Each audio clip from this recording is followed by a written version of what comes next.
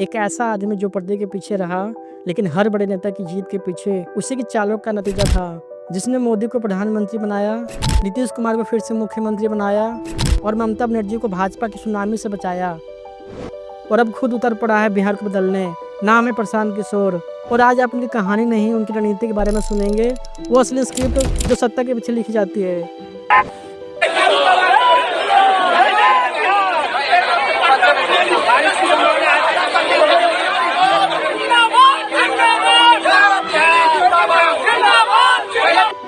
बिहार के वैशाली जिले से निकलकर संयुक्त राष्ट्र में काम करने वाला ये नौजवान अचानक देश की राजनीति का सबसे ताकतवर पर्दे के पीछे का खिलाड़ी बन गया। जीवन में पब्लिक हेल्थ के काम छोड़कर उसने पॉलिटिकल इंजीनियरिंग शुरू की। 2011 और 2012 में गुजरात के मुख्यमंत्री नरेंद्र मोदी के लिए सिटीजन फॉर अकाउंटेबल गवर्नेंस नाम से एक प्रोफेशनल टीम बनाई। 2014 के लोकसभा चुनाव में उन्होंने मोदी के लिए एक बड़ी भूमिका निभाई। चाय पर चर्चा, 3D रैली, मन की बात जैसे कैंपेन उन्हीं की देन है। उनका नाम अब लोग जानने लगे थे, लेकिन असली खेल तो अब शुरू हुआ था। हर बार पार्टी बदली लेकिन जीत दिलाई। 2015 में नीतीश कुमार को महागठबंधन से वापसी दिलाई और सीएम बनाया गया। 2013 में नीतीश कुमार ने भाजपा से नाता तोड़ लिया था, जिसे 2014 के लोकसभा चुनाव में जरूर बुरी तरह हार गई। नीतीश कुमार ने हार की जिम्मेदारी लेते हुए पद से इस्तीफा दे दिया। उधर मोदी की लहर तेज थी, भाजपा पूरे देश पर छा रही थी। तब प्रशांत किशोर ने नीतीश कुमार को सुझाव दिया, अब अकेले नहीं महागठबंधन से लड़ेंगे। और महागठबंधन बनाया गया, जिसमें नीतीश कुमार, लालू और कांग्रेस एक साथ आए। प्रशांत किशोर ने स्लोगन दिया, बिहार में बहार है, नीतीश कुमार है। नीतीश कुमार को सुशांत बाबू के रूप में दोबारा पेश किया गया और पर्सनालिटी पॉलिटिक्स की जगह काम की पॉलिटिक्स को आगे लाया गया। प्रशांत किशोर ने बिहार की राजनीति को लेकर एक रणनीति बनाई, किस इलाके में कौन सी जाति रहती है, किसे क्या मुद्दा परेशान करता है और कौन नेता किस वोट बैंक को प्रभावित कर सकता है। उन्होंने सिर्फ नेता नहीं जोड़े, बल्कि वोट बैंक की केमिस्ट्री बनाई। और फिर तैयार हुआ कैंपेन बिहारी बनाम बाहरी। मोदी को बाहरी दिखाया गया और नीतीश कुमार को बिहार का असली बना दिखाया गया। सभी भाषण, नारों और सोशल मीडिया के पोस्ट के पीछे थी एक टीम जो ना दिखती थी, लेकिन जीत के स्क्रिप्ट लिख रही थी। और इस बार महिला और युवाओं को टारगेट किया गया। लालू और नीतीश की छवि को जोड़कर बीजेपी को टक्कर दी गई। 2017 में प्रशांत किशोर ने पंजाब में कांग्रेस को सत्ता में लाने के लिए एक अहम भूमिका निभाई, बल्कि यह कहें कि उन्हीं की वजह से कांग्रेस को इतनी बड़ी जीत मिली। प्रशांत किशोर ने चुनावी रणनीति की शुरुआत एक पावरफुल चेहरा चुनने से की। उन्होंने कांग्रेस हाईकमान से कहा कि अगर जीत चाहिए तो कैप्टन अमरिंदर सिंह को मुख्यमंत्री का चेहरा घोषित करो। कैप्टन अमरिंदर सिंह को सीधे तौर पर सामने लाया गया और सारा प्रचार इस लाइन पर किया गया, पंजाब का कैप्टन अमरिंदर सिंह। इसका असर ये हुआ कि लोगों को साफ चेहरा दिखा, भरोसा बना और नेतृत्व को लेकर कोई भ्रम नहीं रहा।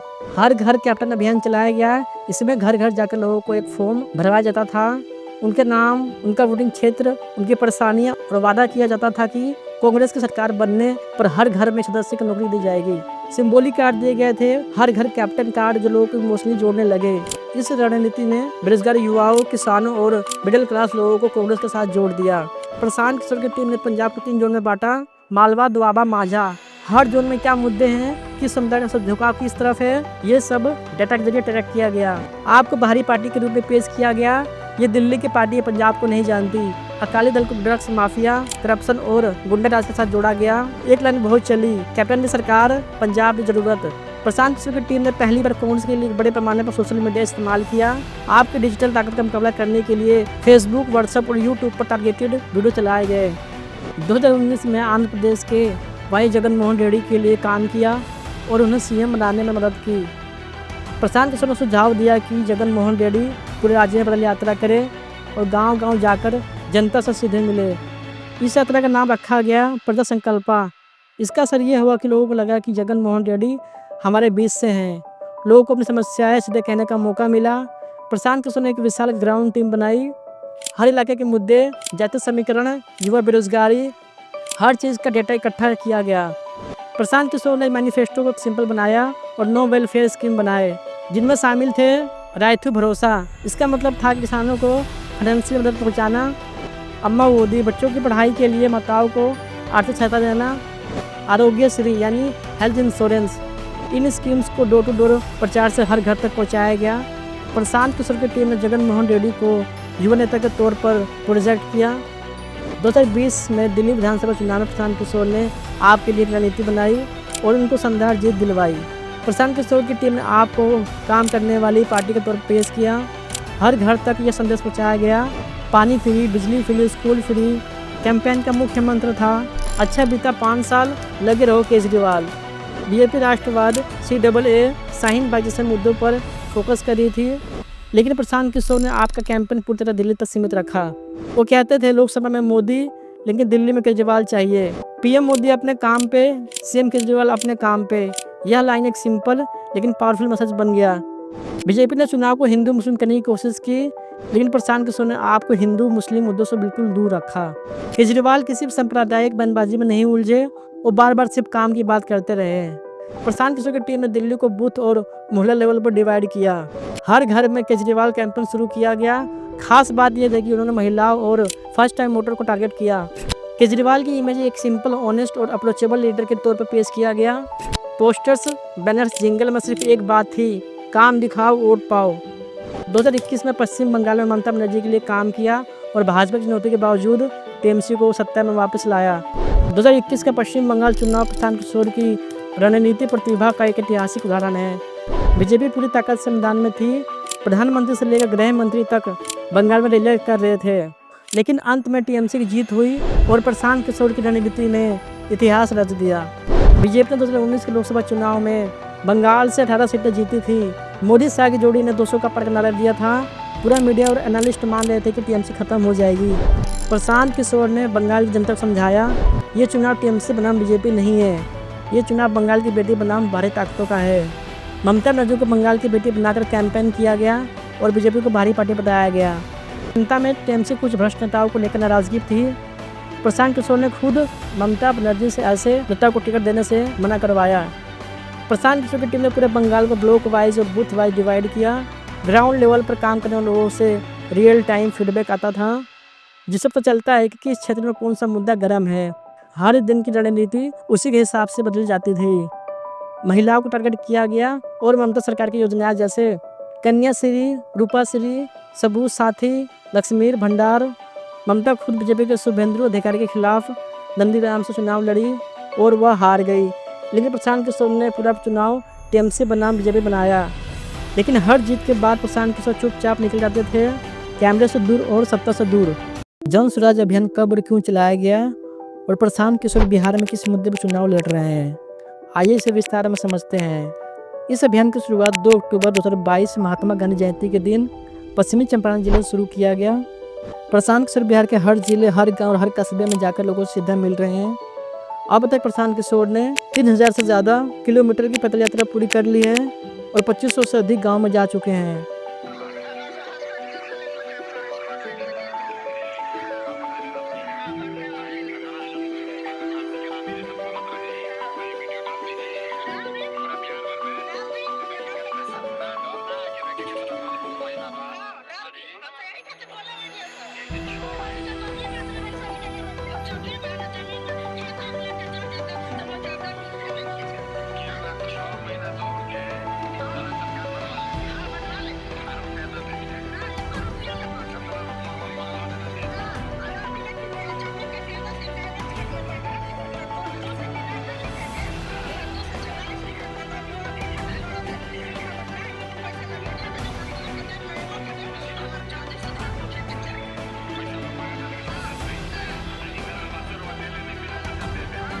प्रशांत किशोर का कहना है कि मैंने दूसरों को जिताया, लेकिन अब बिहार को बदलना है और ये काम सिर्फ चुनाव जीतकर नहीं बल्कि जनता को जोड़कर और सिस्टम को सुधार कर किया जा सकता है।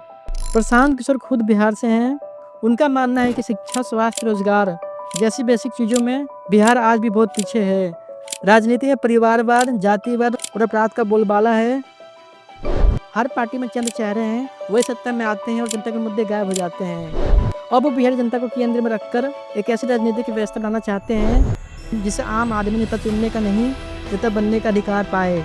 बिहार की मौजूदा पार्टियां जैसे RJD, JDU, BJP और कांग्रेस घिसे पिटे नारे और जातिवादी की राजनीति कर रही है। जन स्वराज का मकसद है एक ऐसा व्यक्ति आए जो ईमानदार हो, जनता से जुड़ा हो और विकास पर काम करे। राजनीति में सिर्फ बड़े नेताओं की भूमिका नहीं होनी चाहिए। उन्होंने बिहार के 7,000 से ज़्यादा पंचायतों में जाकर स्थानीय नेताओं, शिक्षकों, समाज सेवकों से बात की और ग्राउंड लेवल पर बदलाव के लिए टीम बनाई। बिहार की राजनीति कई सालों से जातिवाद पर चल रही है। बिहार तभी बदलेगा जब लोग वोट जाति देखकर नहीं बल्कि नीति देखकर वोट करेंगे।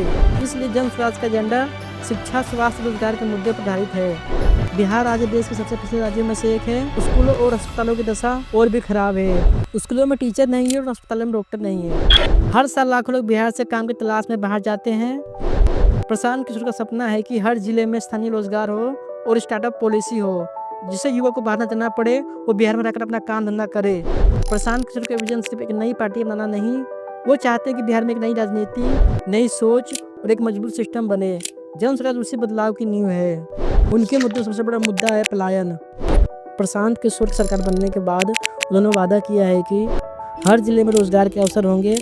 10 से 15 हज़ार तक की नौकरी बिहार में दी जाएगी ताकि लोग बाहर ना जाएं। इसके अलावा स्किल डेवलपमेंट और बिजनेस शुरू करने के लिए मदद मिलेगी। बिहार के लाखों करोड़ों लोग रोजगार की तलाश में पंजाब, दिल्ली, गुजरात, मुंबई और यहाँ तक कि विदेश जाने के लिए भी मजबूर है। बिहार की असली समस्या है पलायन। आज हम इसी पर विस्तार से बात करेंगे। बिहार की आबादी 13 करोड़ से भी ज़्यादा है, लेकिन यहाँ रोजगार नहीं है, फैक्ट्रियाँ बंद है, उद्योग नहीं है और खेती बाड़ी से पूरे परिवार का पालन पोषण होना मुश्किल हो जाता है। यही वजह है कि हर साल लाखों युवा और मजदूर बिहार छोड़कर बाहर चले जाते हैं। जब तक पलायन नहीं रुकेगा तब तक बिहार का विकास नहीं होगा। पूरे देश में सबसे ज़्यादा मजदूर ट्रेन सफ़र करते हुए दिखाई देते हैं तो ज़्यादातर बिहार के लोग होते हैं। दिल्ली के मजदूर, पंजाब के खेतों में काम करने वाले मजदूर, मुंबई के मजदूर, ये सब बिहार के लोग हैं। मेहनत तो यहाँ के लोग बहुत करते हैं, लेकिन फ़ायदा दूसरे राज्यों को मिलता है। दूसरा मुद्दा है शिक्षा। प्रशांत किशोर का कहना है कि बिहार के बच्चों में टैलेंट बहुत है, लेकिन स्कूल और कॉलेज की हालत बेहद ख़राब है। अगर सरकारी स्कूल ठीक से काम नहीं करेगा तो गरीब बच्चों को प्राइवेट स्कूल में पढ़ाया जाएगा और उसकी पूरी फीस सरकार खुद भरेगी। साथ ही रिजल्ट में देरी और लेट सेशन की समस्या को ख़त्म किया जाएगा।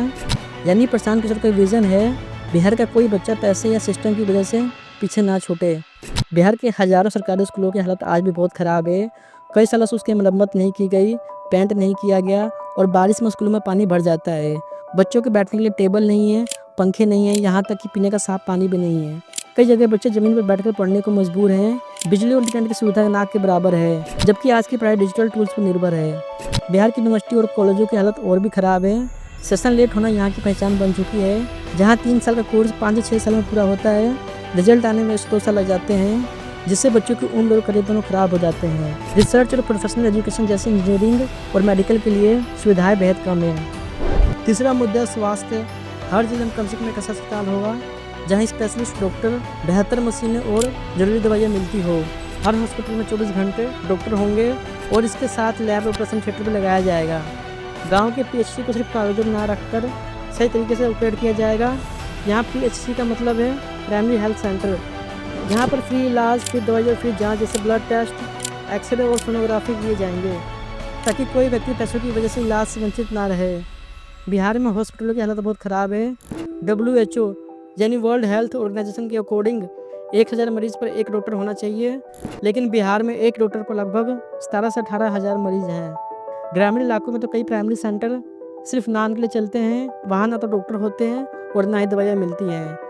कई सरकारी हॉस्पिटलों में बिस्तर, मशीनें, साफ सफाई, बिजली और पानी की कमी है। सरकारी अस्पतालों की कमजोरी के कारण लोग मजबूरी में प्राइवेट अस्पतालों में जाते हैं। प्राइवेट अस्पताल अक्सर महंगे होते हैं, जिससे गरीब परिवार कर्ज में डूब जाते हैं। चौथा वादा है पेंशन। बुजुर्गों के लिए पेंशन बढ़ाई जाएगी। आज भी बिहार में लाखों बुजुर्ग गरीबी में जी रहे हैं। हर 60 साल से ऊपर के व्यक्ति को हर महीने 2000 रुपये की पेंशन दी जाएगी ताकि वो अपना गुजारा अच्छे से कर सके। सरकारी आंकड़ों के मुताबिक बिहार में लाखों बुजुर्ग और विकलांग लोग पेंशन के लिए फॉर्म भरते हैं, लेकिन उनमें से बहुत से कम लोगों को ही पेंशन मिलती है। कई बार पेंशन की लिस्ट में लोगों का नाम तो आता है, लेकिन उन्हें पैसा नहीं मिलता। बीच में रिश्वतखोरी और फर्जी दस्तावेज बनाकर पैसे हड़प ले जाते हैं। पेंशन के लिए आवेदन प्रक्रिया बहुत पेचीदा और लंबी होती है। कई बार लोग दस्तावेज की कमी या जानकारी की कमी के कारण आवेदन नहीं कर पाते। पाँचवा वादा, महिलाओं को सिर्फ 4% सालाना ब्याज पर पर्सनल लोन दिया जाएगा। यानी अब कोई महिला चाहे तो अपना छोटा बिजनेस शुरू कर सकेगी, बच्चों की पढ़ाई में मदद कर सकेगी और आर्थिक रूप से मजबूत बनेगी। महिलाएं अगर आत्मनिर्भर होगी तो समाज खुद मजबूत होगा। छठा और सबसे विवादित वादा, शराबबंदी को हटाना। शराबबंदी बिहार में पूरी तरह फेल हो चुकी है और प्रशांत किशोर का प्लान है शराबबंदी को हटाना।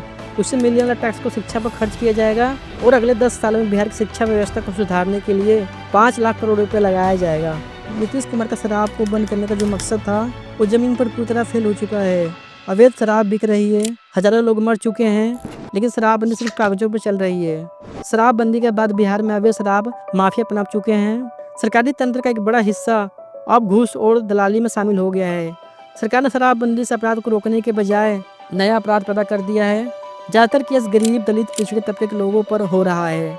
कई लोग सिर्फ शक के आधार पर जेलों में सड़ रहे हैं, जबकि असली शराब माफिया खुलेआम घूम रहा है।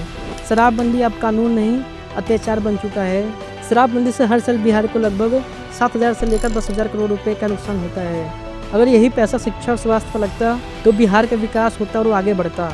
मैं शराबबंदी के खिलाफ नहीं हूँ, इसके दिखाते तरीके के खिलाफ हूँ। जिस नीति से भ्रष्टाचार, अपराध और जनता पर अत्याचार हुआ हो, उसे बदलना जरूरी है, वरना ये शराबबंदी नहीं, साजिश है।